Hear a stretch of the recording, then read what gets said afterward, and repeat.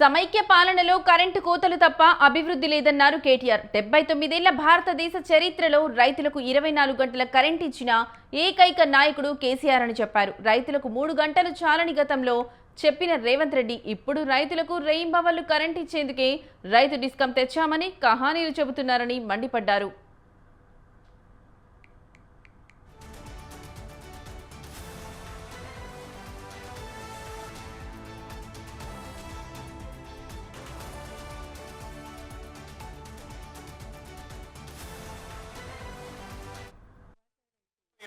రాష్ట్రాలు ఉన్నాయి.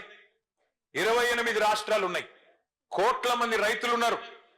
కానీ 79 ఏళ్ల భారతదేశ చరిత్రలో వ్యవసాయానికి ఉచితంగా కరెంట్ 24 గంటల కరెంట్ ఇచ్చిన నాయకుడు ఎవరు? 24 గంటలు రైతుకు కరెంట్ ఇచ్చిన నాయకుడు కేసీఆర్. రేవంత్ రెడ్డి గారు ఈ రోజు కాదు, ముఖ్యమంత్రి కాకముందు అమెరికాలో ఒక సమావేశానికి పోయినాడు. పోయినప్పుడు అక్కడ ఆయన అడిగినారు ప్రశ్న, మరి కేసీఆర్ గారు 24 గంటలు కరెంట్ ఇస్తున్నాడు కదా వ్యవసాయానికి, మరి మీరేం చేస్తారు అని అడిగింది. అడిగితే ఆ రోజు రేవంత్ రెడ్డి గారు చెప్పిన మాట, వ్యవసాయానికి 24 గంటల కరెంట్ ఎందుకండి, వేస్ట్, 3 గంటలు చాలు అని చెప్పిండు. 3 గంటలు కరెంట్ ఇస్తే చాలు, దినం 3 గంటలు ఇస్తే చాలు, అంతకంటే ఎక్కువ అవసరం లేదు అన్నాడు.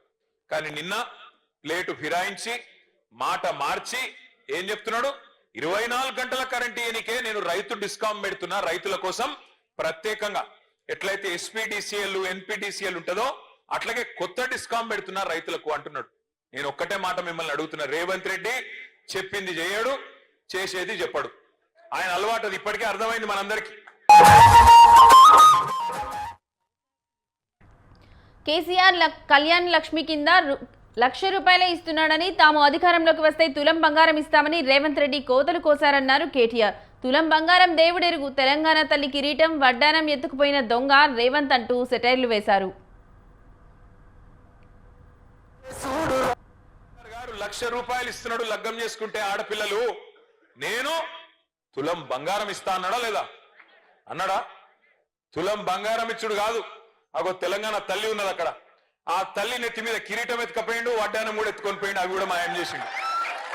బంగారం కిరీటం ఎత్తుకపోయిండు, బంగారం వడ్డానం కూడా మాయం చేసిండు, గంత దొంగ కేసీఆర్.